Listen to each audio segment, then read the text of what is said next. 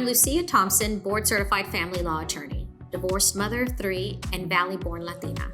And I've dedicated my career to helping men and women understand and overcome the complexities of divorce. Whether you're considering a divorce or living through the aftermath, let's dive in.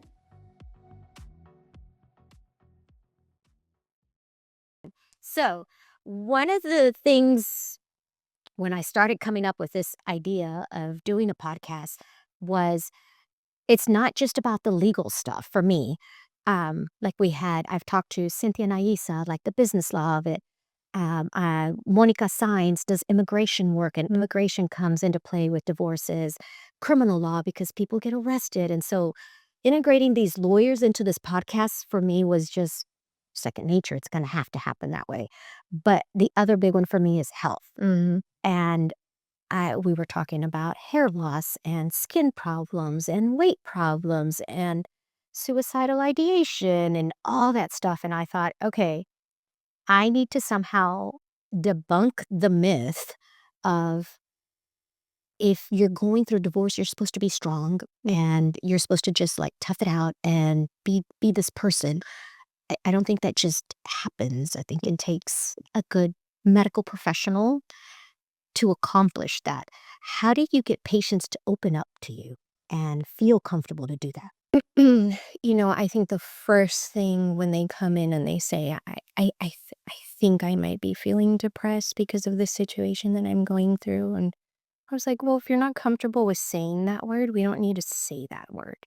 We can say what we put down on paper is an adjustment situation disorder, right? Yeah. Where it's a situational time in your life, but it doesn't mean it's going to be like that this entire time. It's just this one little blip.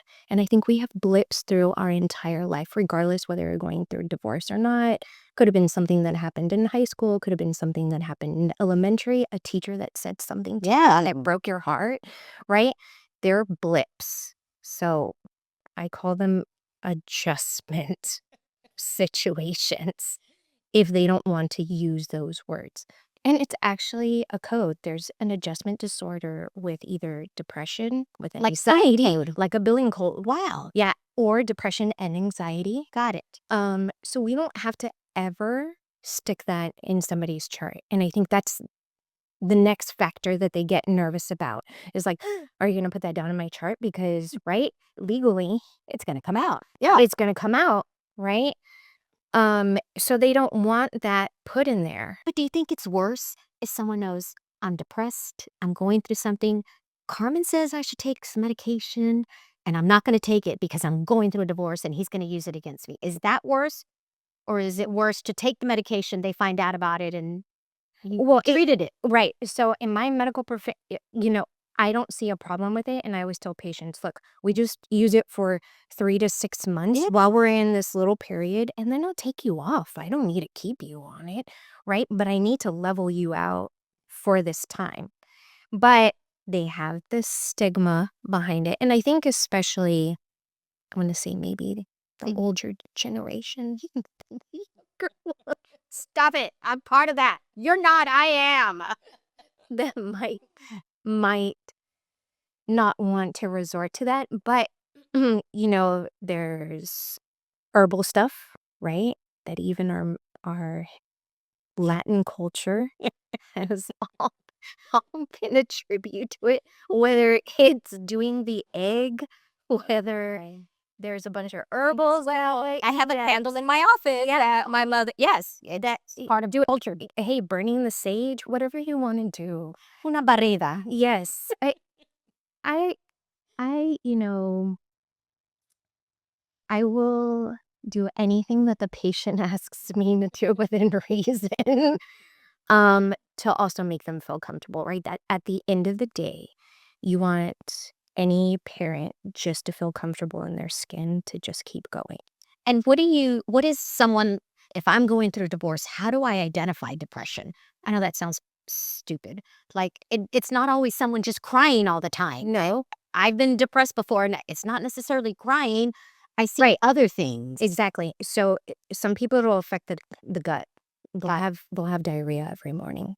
right? So instead of them That'll coming make in, such a morning. yeah, their tummy's upset, they just can't. Some will gain weight, but some will lose weight because they're just so uncomfortable and everything gets taken out in the gut for them. So everybody's different, right? Some won't sleep. Period. They can't rest. Because their brain's like, Is moving 100 miles per hour. so even though you're depressed, it's not that you're like slow. No, It could be that you're almost like overstimulated got it. because you don't know what to do and you're so uncomfortable in your skin that they can't calm down. So, and then that brings up the point like where they say, well, I don't want to be on an antidepressant, but I don't want you to give me any Xanax or anything like that either for me to calm down. So then it's right. And I don't want to tell the patient like, okay, well, smoke some weed. I don't know what to tell you. But we need to Well, control we it. need to control it with something. And then I want to tell them like, well, sometimes I do. I do say we can have a glass of wine, but you know what? That's great for your HDL. I'll bring that right up. So a glass of wine is not, a bad idea. But I have a great acupuncturist that I use in town, a female, and I love her. So I refer to I her. wrote to her 2 weeks ago. She's fabulous, Yeah, by the way. Yeah, I just, And she's like this tiny little thing. Like, yeah, and she's so cute. where's Carmen sending me? But thank you. Thank you for that referral, for sure. Yeah, so I'm all about being natural too. So if it's not something that they want to do through medicine or kind of resort through that, okay, but then let's find something. And then there's the stigma with, I don't want to see a counselor either. I don't want to talk More to some. men, I think, than women. Yes, yes. And then it's the kids too. I remember my parents went through a divorce and there was 4 of us. And what's funny after all of it? Each and every single one of us has a different version of what the divorce was like. And were you all close in age? We were all 2 years apart. So it's like, yeah. And So- all of you remember it differently somehow. Completely different. Every kid is going to respond differently. Every parent is going to respond differently. And I remember rubbing my hand raw because my mom made me go talk to a counselor because I was trying to get out of the door. I was like, I don't want to be in here. I don't want to talk to this random person that I have no idea who they are and they're asking me weird questions. How old are you, Carmen? So they separated when I was 7 and it was finalized when I was 9 and I was the eldest. So those are like core memories. I do remember them. But, eh, they're not necessarily bad. No. And then, like mom raised us 4, most of the time because I think hindsight looking in now as an older adult, now being married, having my own family, and shit, this is hard. It's hard, like being married and having a kid and running a household and still working and doing all these things that I was like, oh my God, my parents were probably just going through the ringer trying to figure it out with 4 kids. And But like you're saying, that stigma and people talk about, well, the divorce rate is 50%, 52%, and yet there's such a stigma. If it's 50%, why is there such a stigma behind it? But again, I think social media plays a big part in it. Yes. People present this beautiful picture, of we're good, we're good, we're good. yes, Never show the bad. no, which is not good either. That's not who we are as humans. Humans make mistakes, right? That's why they always say, right? It takes a village to raise kids, right? We've seen it with our own 2 With girls. our own two. Right? It takes a village, but at least I know I can go to Lucy and be like, hey, this is what happened between our 2 girls. Like, how do we kind of let them fix it, but we're on the outside watching, aware, but yet we're all on the same team. Yeah. To like help them get through it and be friends still at the end of it, just like mommies are. So 2 things that while you're saying that hit me were hormones and having a girl group. So I'm 49 and my hormones are at 0 practically. And I would think that if I were, I'm not married, if I were going through a divorce right now, I don't know that I could identify, am I depressed? Because like we're talking about the sleeping, Right. but there's like night sweats associated where you wake up just disgusting and then you're like happy and then you're not and then you want to work and you want to sleep and you don't know what the hell What is is going on? and you gain weight and then you lose weight and blah blah blah blah blah, blah just all over the place. So how do you sit down with someone that's going through a divorce and distinguish, okay, this is situational, like you said, an adjustment, or is this Hormones. hormones? Well, I think it could be definitely, but even with the hormones imbalanced, you can have the symptoms of depression and anxiety. Got it. Right? They kind of tie in together. It's kind of like us going through our periods. Got it. We become super bitches Yep. like right before. No doubt. And then we get there and then it feels fine. Yay. So the same thing happens perimenopause and in menopause too. But same thing goes for men, right? So Men but have menopause? they have menopause. Seriously? Yeah, they have total menopause. Why don't people say anything like No, they do talk about it. It's just No, but you hear he's going through a midlife crisis. He bought a Corvette. no, And women are like, I'm dying of like night sweats. I'm Yes. so honey. because men have night sweats too when they start Here's- playing. I know, dude. You know what? And that's a big part of I'm sure you see it. It's a certain age bracket that tends to go through the divorce. for sure. And it's right when those hormones start to change on both sides. And if you're not in tune to it as a female and a male, that's why divorces, marriages happen. My opinion too. I agree. Yes. So it's understanding what is happening and then being aware of it and then wanting to do something about it. Right? I don't think everybody is in love all the time. There's no, There's no way. there's no way. That's not realistic. No, Yeah. it's not gonna. There's and to find that perfect couple, I don't know who they are. That's I don't know where that exists. Social media. Yeah, in the pictures, which is not what's happening, and then we're giving false information out there. Yes. That's the girl group. So I have a group of girls. I think I have like 3 groups. You're one of them in one group. So I have a group of girls from first grade, elementary school. We get together. I'm really bad about going sometimes. But in the last 20 years that we started having kids and you do stuff. And so there's that group. And then there's like my lawyer group. And then there's my mommy group. And you're part of my mommy group. And so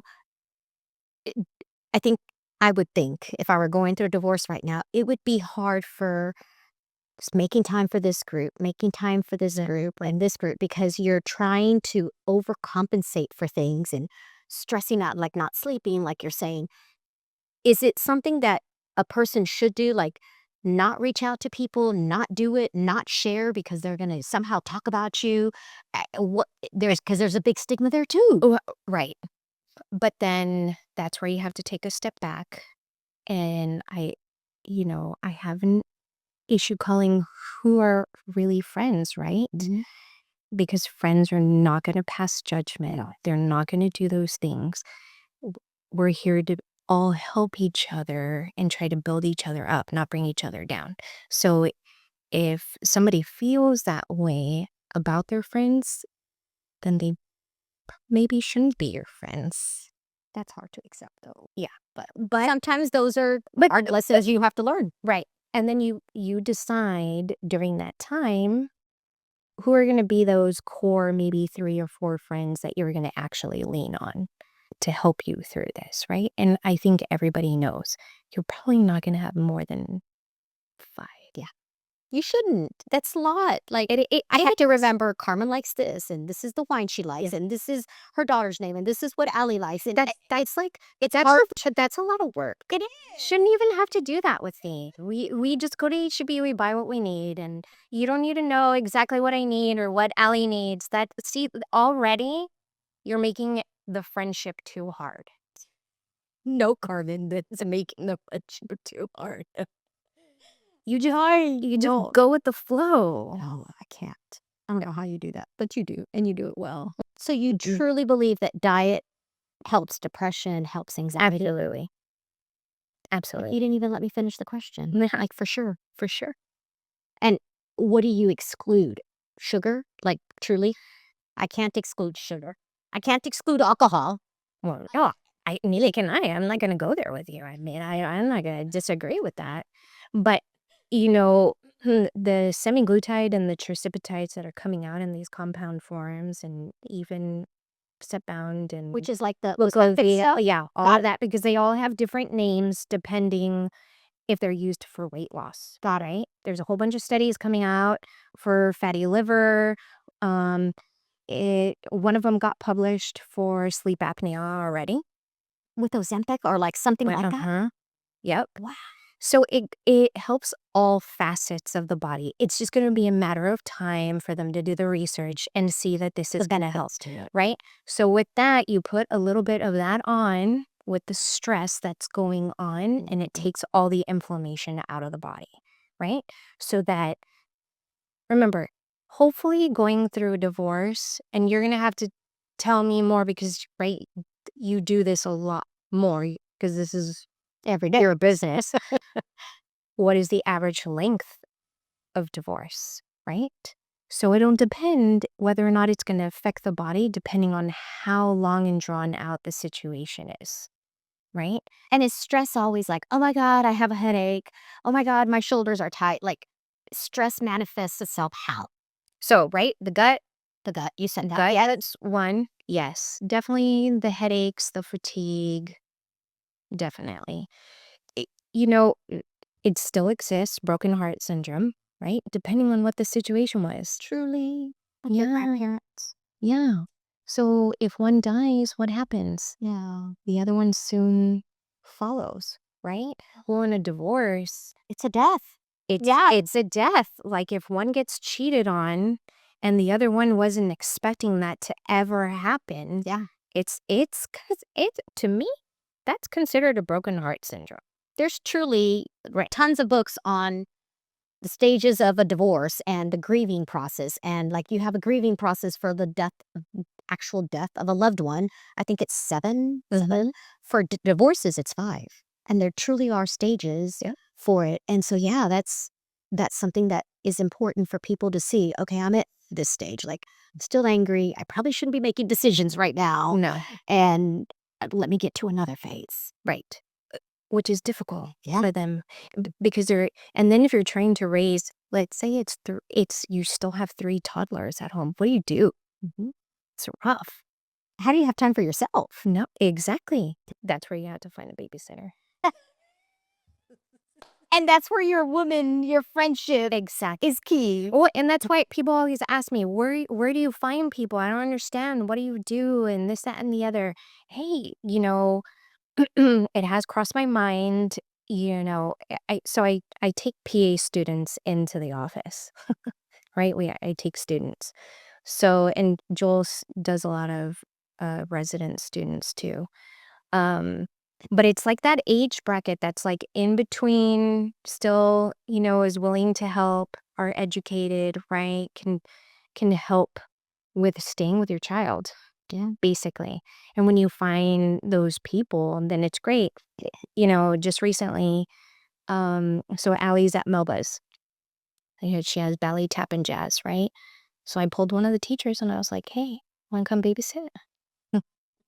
Anywhere you can find it. Anywhere you can find it, right? In a divorce, the person that is more hurt, because there's usually one that's more hurt, they're Right. just not, they can't see past this, 5 inches in front of their face.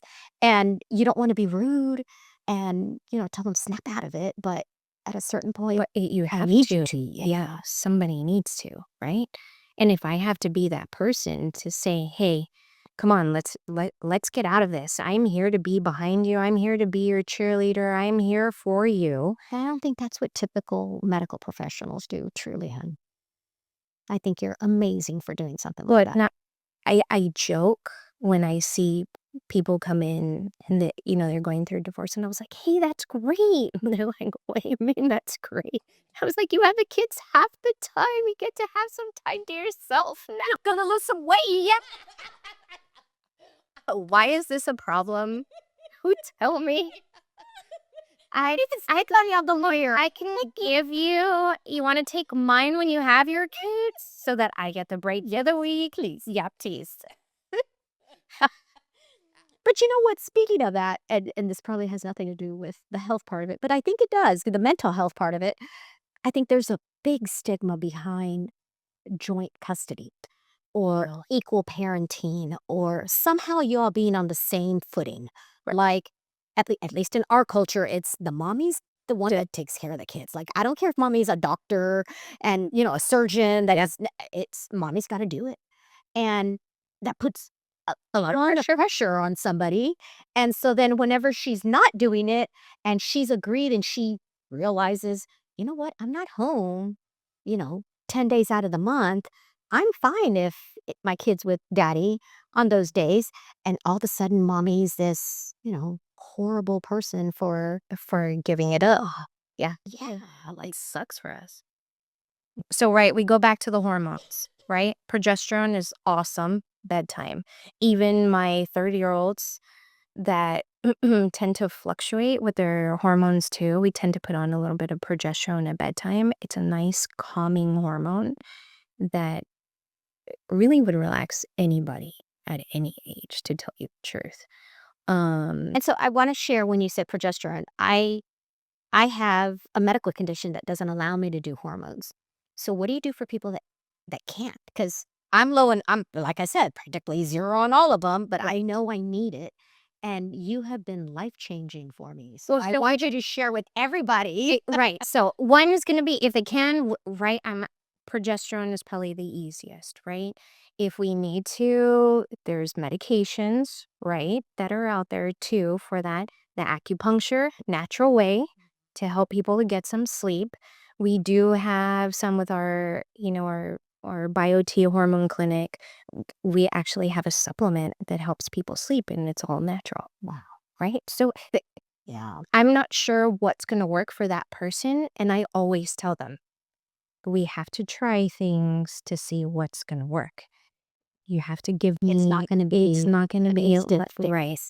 If I was a genie, I would be making a lot of money if I knew.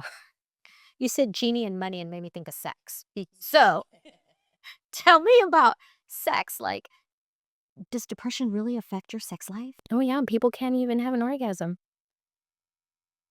Like, biologically, they just can't. They just can't. They have a mental block and it won't let them.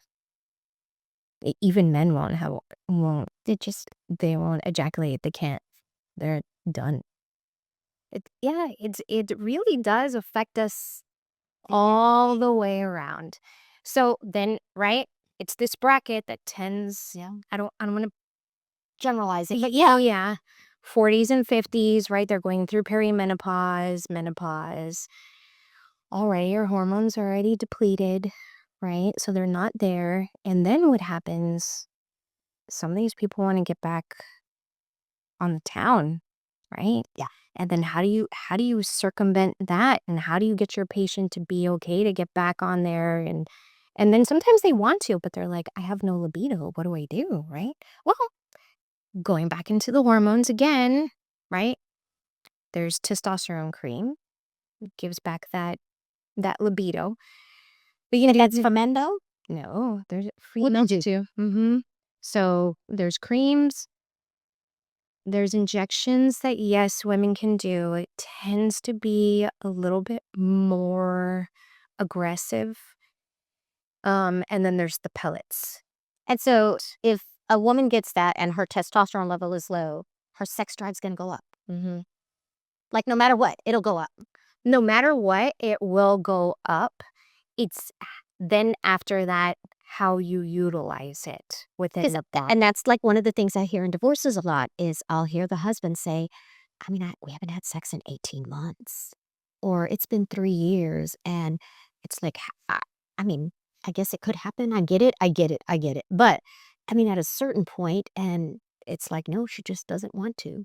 So you would think if that patient, that woman came to you and shared with you, there's something you can do about it. Correct. You just need them to speak up. Correct. Way before it even got into divorce. Got it.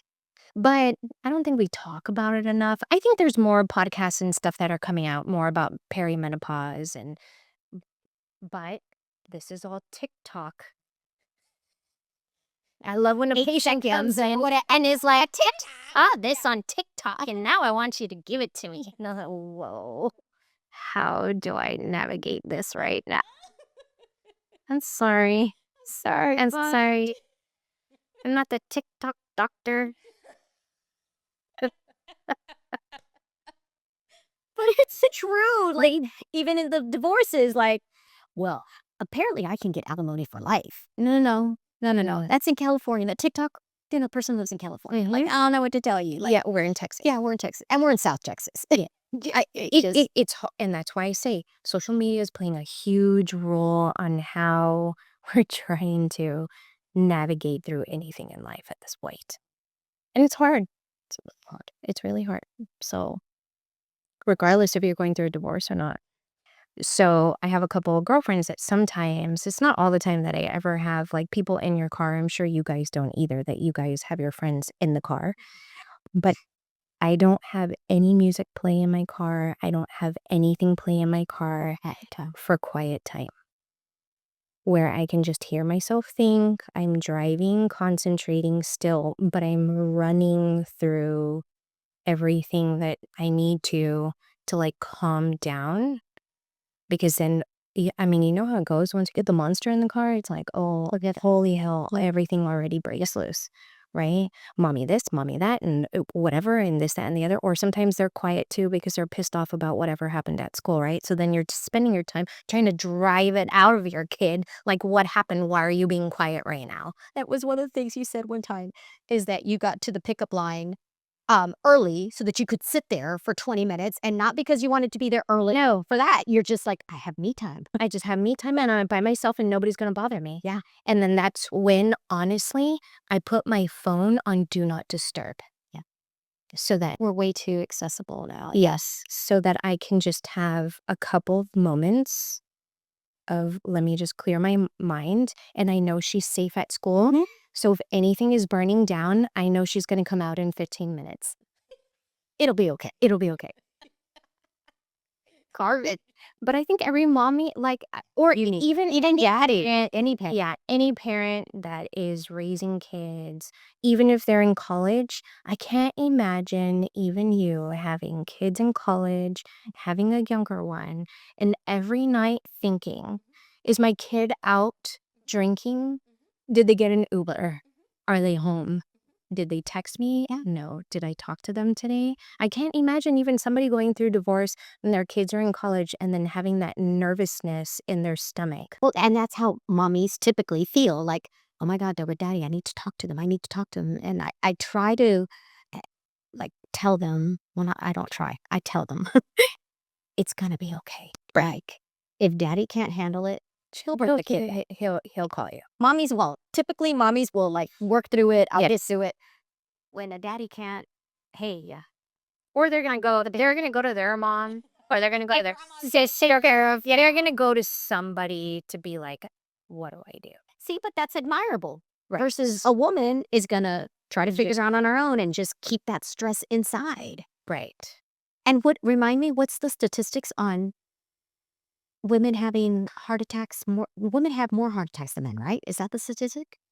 I didn't remember it. I don't remember it either, so I don't want to lie to you. Okay. I'm not gonna. I just think we go undiagnosed most of the time. But because we don't share. No, we're the last person to take care of ourselves. Yeah. Because we take care of everybody else first. Most of the time. But then I hear a lot of divorces. Well, a lot of women come in, or a lot of men come in and say, I feel emasculated. Like, she makes my lunch. She puts out my clothes for me. She packs my clothes when we go on vacation. She does this. She's like acting like my mom, not my wife. And so then it's like a tightrope of, okay, I'm doing it to take care of you, Right. at the expense of the other person feeling you're not my wife anymore. So that's complicated when they say things like that. You take it with a grain of salt. Yeah. Females take care of males, and then it depends on what the dynamics are in the relationship. right? So if he's feeling that way, does she work? Does she not work? Right? I think as females, we always want to feel like we have a purpose in the relationship too, right? So when he says those things, if she doesn't work, but that's her purpose. Our identity. Yeah, of okay, like I'm then here to serve and keep up the household and take care of the kids and do all these things even for you and pack your bag and do it because then what do I have? Then what do I have? Yeah. Right? And I think we all feel that way. We For sure. want that sense of purpose. So I can see a female who hasn't been working then end up depressed, spinning out of control. What do I do now? I haven't worked in 15 years, going back. And it's amazing the numbers I've seen. I want to say probably since COVID. I'd seen it before of stay-at-home mommies drinking just too much. Yes. And it was something I didn't recognize before.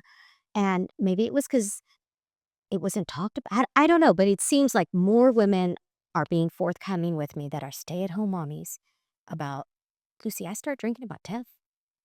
And that's okay if you have one, but Right. then they're drinking throughout the day and it's time to pick up the kid And you're already blitzed. and you shouldn't be driving. Yeah.